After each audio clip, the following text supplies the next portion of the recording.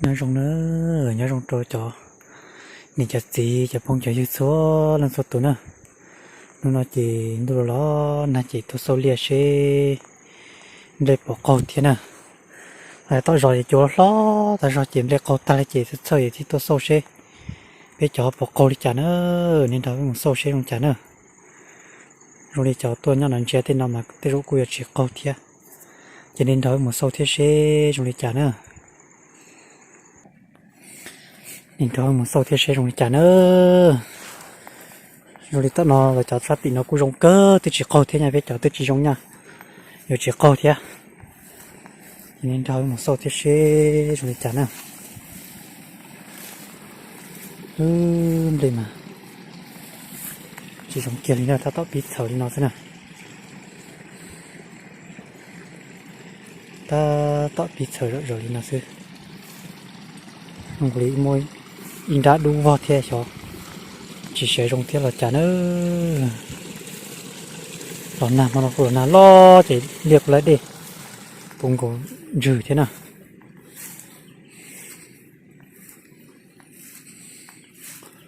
mà nó tao biết chỉ là nó lo đó chỉ tôi sao tao là nó lo cơ gỗ đi nữa đây mà bùng chưa liệt sập rồi đi nữa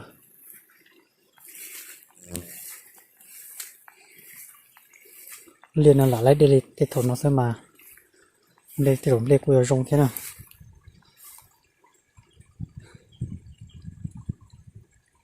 làm đây nó cho rong kia để nhìn chơi cho nó giờ chỉ làm đây nó thế nữa chỉ làm món nó nữa mà thế không thế nhớ con nó chỉ thở chỉ rong nữa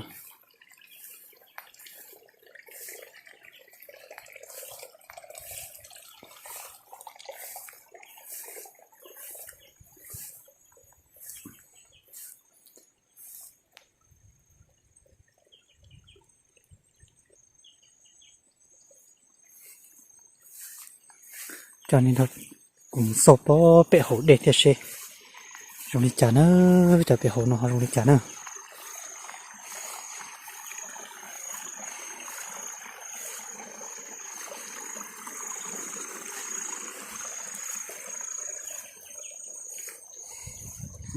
rong đi o hơi bẹ luôn nó sẽ nó thay đổi quy tố nó thế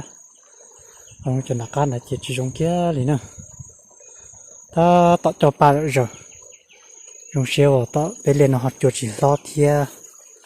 hiện lên cô chỉ xe nè cô chỉ coi đi số ở bên luôn nó sẽ bỏ pha nè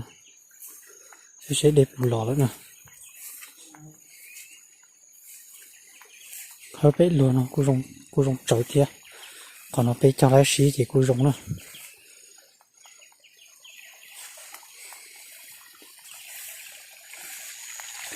còn nó lo thì bé cô cho lo cơ đi cũng có về tụi sống nó là nữa người ta tỏ biết sợ vô luật gì nữa ta để chơi trộn nó rồi là chỉ sợ chi kiện nữa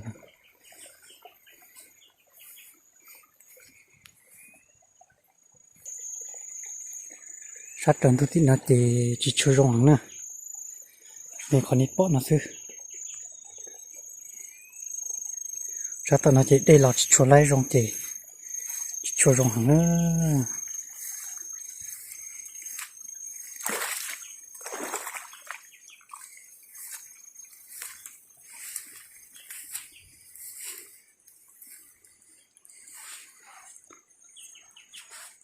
nó xưa hoàn toàn cổ thiệt bây giờ một số ở hơi bố sát bị chơi rong này chả nữa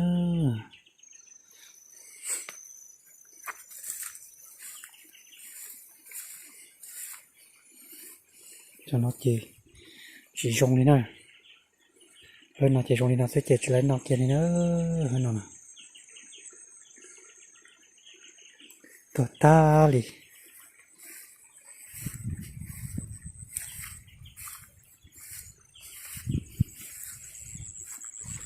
hơn nó chỉ họ phá thiệp leo chỉ rong thiệp chỉ sợ chỉ tàu đi nữa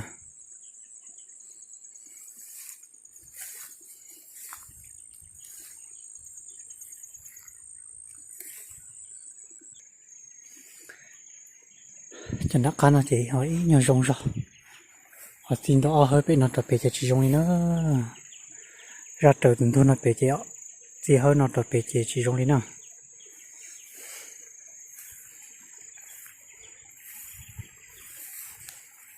Julia thì đã khá phá tại sao là giờ nó nằm đây vô lúc xuyên sẽ tổ lưỡi lưỡi thì có nãy thì chỉ tiền à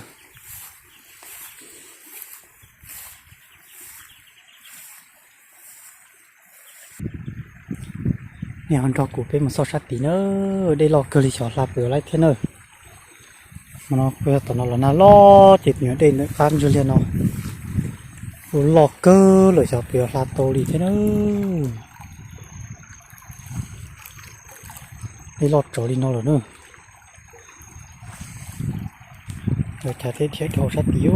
nó nào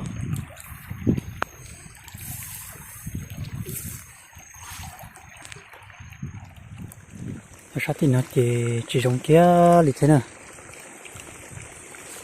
sát tí nó cho tàu sờ rong cho sát tí thế nó có bị sờ thế nào sát tí nó nè ngay trái nó giờ là sát tàu thì nó đi cúi rong kia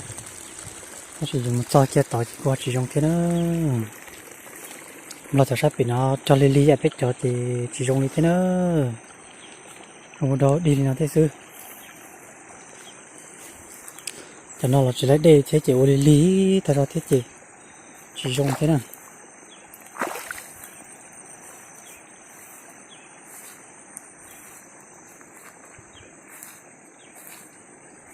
bây giờ là nó chỉ dùng thế chuyện của lý chung sợ lấy nhiều xe rồi nè hôm đó sắp bị nó chỉ sợ tôi cái tí gì nó xưa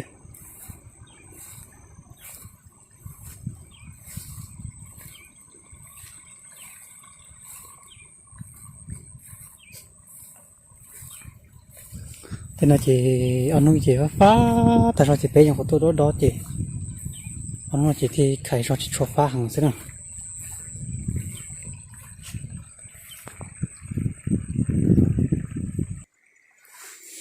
ra sao hơi tí nó hơi tí nó chỉ sao tao nó hơi rong rong nè sao tao nó chỉ hết bố tụ cứ để chỉ cho lấy để là tôi chỉ hỏi nhau rong rong rong trở sang tu nó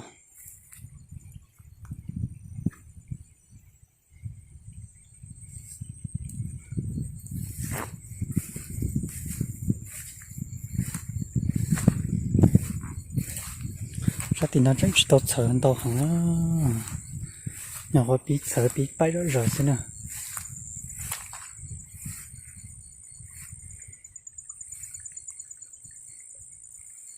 nó cho sang đại số cho chị cô rồi rồng thêm đây con động cổ nữa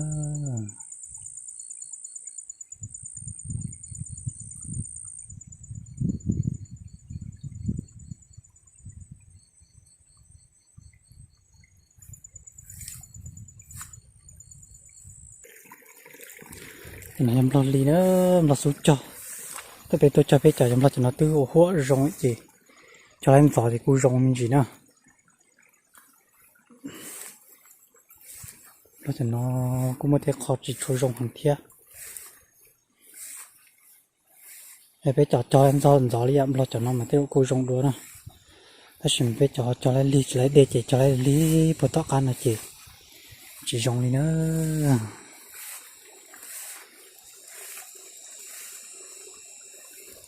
cho cái gì tụi Julia nó có tỏ là sát bể sư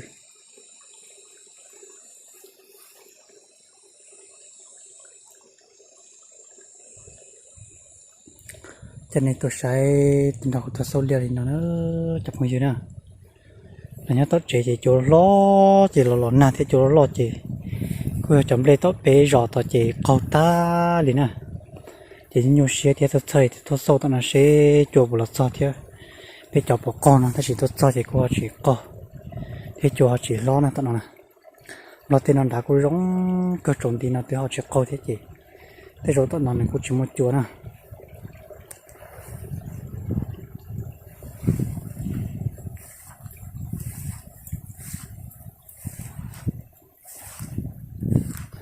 và tôi liền mà cũng giống cơ gỗ đi nữa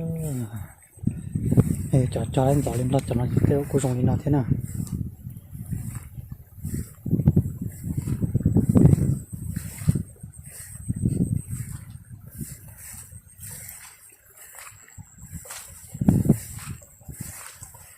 chúng chỉ là chỉ phá tại sao chỉ tôi lôi sát ta chỉ trồng lo sam lo chỉ lôi đi nữa trồng đi thế nào lo cho nó là tin nó cũng phá tại sao chỉ đây chỉ cho trồng nữa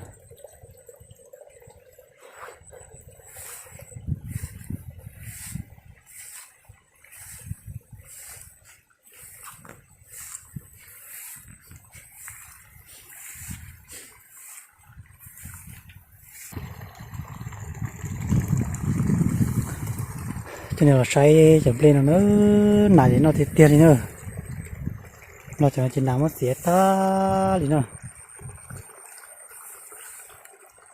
cho nên chỉ lo số cho chỉ là số xía số đa chỉ nằm mà hàng cái tiêu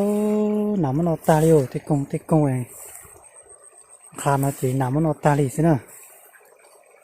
cho là nó cho xe nằm nó lên nó chỉ xe tao nó đi nữa căn này thì có cần đôi lúc nó xí nữa này thì mất xíu tiếp bơi sau cá thì lo thắp rồi thì nạt trôi rồi cho nạt đã chỉ nữa chỉ cho những bộ lo xí nữa vấn đề chỉ làที่sơ hàng cái tiền nữa tuần trước là lo chỉ lùa thế chỉ phá thì nó sát tỏ chứ chỉ là thì hàng nữa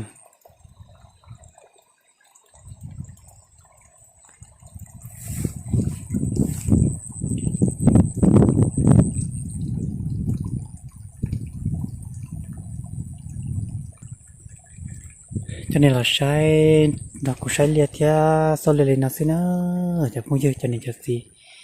số lần số tuổi nè em bên mà lấy sinh chỉ được cho nó chia là do khó chia tận đây nó luôn tôi là đu theo rồi là na thế chị mà chỉ một chỉ thế nào tôi số lên nó sư để nên hàng cho ok bây giờ một chỉ nữa em mà sinh chỉ được cho nó chia là khó chia tận đây nóจะพูดเยอะ